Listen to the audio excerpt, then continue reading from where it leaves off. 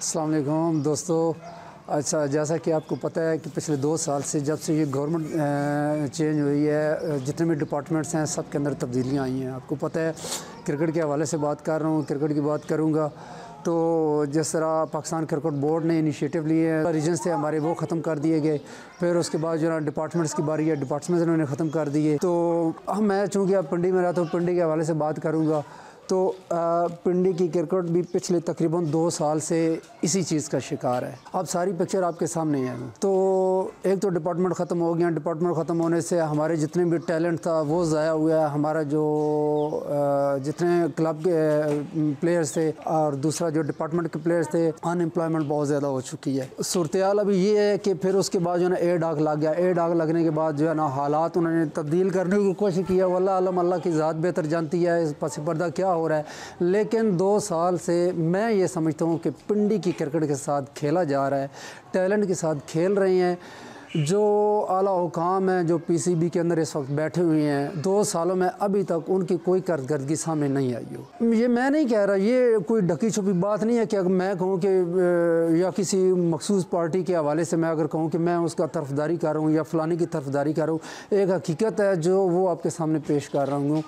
हकीकत यही है कि इस वक्त पिंडी के साथ जितनी भी आला हुकाम है वो खेल रहे हैं। मैं नाम नहीं लूँगा, मैं पाकिस्तान क्रिकेट बोर्ड की बात इसलिए किया कि पाकिस्तान क्रिकेट बोर्ड इस वक्त ऑल इन ऑल है।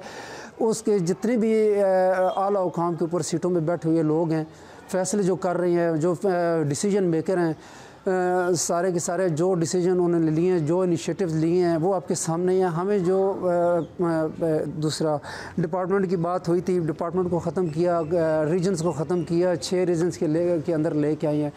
तो मुख्तसर सी बात यह है कि मैं तो यही कहूँगा कि अभी एक प्लेटफॉर्म है आपके पास। अगर अभी इस प्लेटफॉर्म के ऊपर आप यकमुश्त एक आवाज़ बन के सामने नहीं आएंगे तो आप कभी भी तरक्की नहीं कर सकते। हमारी क्रिकेट बिल्कुल तबाह हो चुकी है, तबाह होने को जा रही है और इन फ्यूचर क्या होगा इसके साथ तो इसके बारे में किसी को नहीं पता। अगर आप चाहते हैं इस वक्त हमारा टैलेंट जो ना सही प्रॉपरली यूटिलाइज़ हो, हमारा जो क्लब के जो प्लेयर्स हैं उनको प्रॉपरली हम उनको यूज़ कर सकें, हमारे जो फर्स्ट क्लास के प्लेयर्स हैं उनको यूज़ किया जाए सही प्रॉपरली, अगर हम चाहते हैं उनको, यानी कि एक अच्छे ग्रास रूट की बात तो ख़त्म हो चुकी है ना।